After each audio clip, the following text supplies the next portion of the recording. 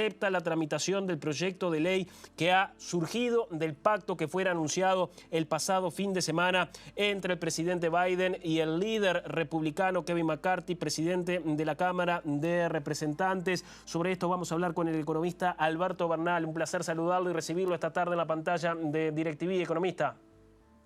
Muchísimas gracias por tenerme en el programa. Vayamos al origen de esta discusión. ¿Qué ha generado que estos intercambios fueran tan álgidos entre demócratas y republicanos en torno a la deuda norteamericana? Pues a ver, yo creo que es importante recordarle a la audiencia que esto que vimos en las últimas semanas ha ocurrido ya 79 veces en la historia de Estados Unidos. A ver, Estados Unidos es un país que tiene algo muy extraño, que es el famoso techo de la deuda. La mayoría de los países tienen algo como, por ejemplo, una regla fiscal, pues digamos, la aprobación del presupuesto.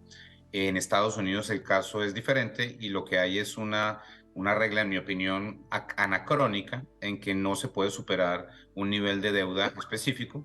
Y ese nivel de deuda, pues hay que ajustarlo cada 2, 3 años, porque obviamente mientras exista un desbalance fiscal, se incrementa el tamaño de la deuda. Entonces, en esta ocasión pareció ser un poco más agresivo todo esto, pero yo creo que es función del hecho de que la política a nivel global, y esto es en todas partes del mundo, se ha polarizado muchísimo en los últimos 10 años.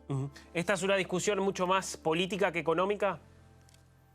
Esto es una discusión realmente semántica, o sea, la realidad el tema es, digamos, es como si yo fuera al médico mañana, el médico me dice, no puede subir, no puede tener la tensión arterial por encima de 140, pero no me da una solución, no me da una pastilla o no me da una dieta, etcétera. Entonces, pues yo, ¿qué hago? En este caso, pues tocaba subir el techo, o toca subir el techo de la deuda, porque si no el gobierno de Estados Unidos no puede emitir más deuda, y al no poder emitir más deuda, entonces no puede pagar la deuda que está llegando a maduración. Eso, digamos, un tema técnico, pero básicamente hay que poder endeudarse para poder pagar la deuda. Eso es literalmente lo que está pasando. Y en el caso de las reglas de la política de Estados Unidos, para que el gobierno, para que la tesorería pueda emitir más deuda, tiene que ser aprobado por el Congreso de la República. ¿Qué implicancias tiene en lo concreto, más allá de estos tecnicismos de los que usted está dando cuenta, qué implicancias tiene el elevar ese techo de deuda, en definitiva, para cubrir esa especie de círculo vicioso, para seguir cumpliendo con los compromisos asumidos por Estados Unidos? Es exactamente eso. Hay que subir el techo de la deuda para poder cumplir con los compromisos adquiridos. Ahora, el problema fundamental, el problema básico de todo esto, es que el gobierno de Estados Unidos gasta más de lo que recibe, aunque siendo justos, es casi en todas partes del mundo es igual.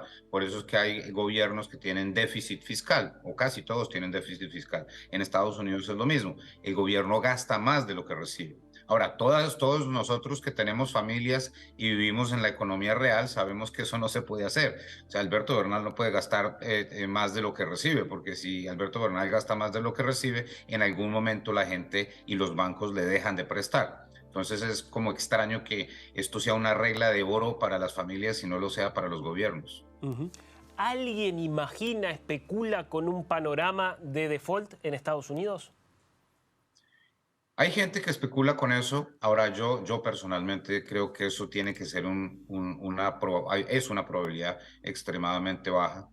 Eh, digamos que en el caso de Estados Unidos, diferente, digamos, a un caso como en otros países emergentes donde hay una situación donde realmente los inversionistas no le quieren prestar porque no saben si les van a devolver el dinero, y por eso es que hay países emergentes que entran en default. En el caso de Estados Unidos, si hay un default, sería una decisión política. Y eso me parece que es extremadamente patológico, es esquizofrénico. Es como si yo tengo $100,000 en el banco, tengo que pagar $20,000 al banco y decido no pagarlos por terquedad. Sé que me voy a tirar mi crédito, digamos, el número de crédito que tengo, pero entonces lo estoy haciendo por esquizofrénico. En el caso de que Estados Unidos no pagase la deuda, sería también una política que yo llamaría esquizofrénica. Está muy claro. Especula con lo que puede suceder hoy en este denominado Comité de Reglas de la Cámara de Representantes. ¿Cuál es el proceso que ahora uno debe seguir en este trámite parlamentario en el Congreso que empieza a atravesar esta iniciativa? Pues lo que sabemos hasta ahora es que hay 4 votos de republicanos que no van a acompañar esto, lo que implica que solamente, según leía hasta hace un par de minutos, solamente hay espacio para que McCarthy pierda 2 votos más en el comité. Lo más probable es que los demócratas voten todos por este proceso que se aprobó ayer. Aquí el problema es el famoso Freedom Caucus, que es una parte del Partido Republicano que es mucho más, es más de derecha. Digamos, quiere un ajuste fiscal más grande en este momento y por eso no estaría de acuerdo con votar con esto. Pero en teoría, con los números que hay en este momento, se debería aprobar en comisión y eso da espacio para que vaya a la Cámara, pues ya que la plenaria vote esto. Y en la plenaria es importante que el Partido Republicano no pierda más de 10 a 12 votos. Y eso debería pasar durante el resto de la semana. El Senado no va a ser un problema. El Senado es digamos, una institución que tiende a ser un poco más avanzada, más intelectual que la Cámara de Representantes y por lo tanto el mercado está muy tranquilo con lo que vaya a pasar en el Senado eventualmente. Los tiempos son muy específicos, muy claros. ¿El límite el próximo 5 de junio? Pues digamos, eso es el límite. A ver, todo esto es muy complicado de saber exactamente porque el gobierno de Estados Unidos es un aparato muy grande. No se sabe exactamente cuánto ingresa cada día, cada semana, no se sabe exactamente cuánto se gasta. No estoy siendo cínico, es realmente la situación. Ni siquiera la directora de la Tesorería de Estados Unidos, Janet Yellen, tiene una fecha exacta para cuándo se llega a la fecha límite, porque esto es un equilibrio múltiple bastante difícil de pronosticar. Pero hace un par de días era el 1 de junio, parece que ahora es el 5 de junio, hay gente hablando de 7 de junio, y es probable que con medidas extraordinarias, o sea, no se paga una cosa acá, se paga esta sí, esta no se paga, etcétera, se pudiese llegar hasta el 15 de junio. Pero yo creo que con lo que ya se logró, deberíamos ya salir de esta incertidumbre esta semana. Economista, gracias por estas explicaciones. Ha sido muy claro, muy amable.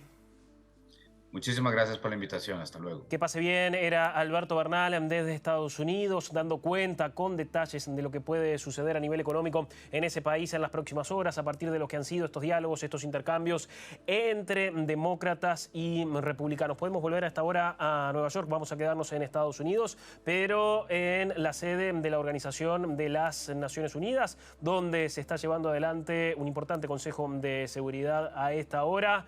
Vamos a hacer una pausa y volvemos a Estados Unidos a monitorear lo que está sucediendo en el Consejo de Seguridad con esa importante reunión que tiene lugar a esta hora, como así también con las distintas cumbres bilaterales que se están dando en Brasilia. Por ejemplo, Alberto Fernández acaba de reunirse con Nicolás Maduro. Pausa y enseguida seguimos actualizando más información. Ya volvemos.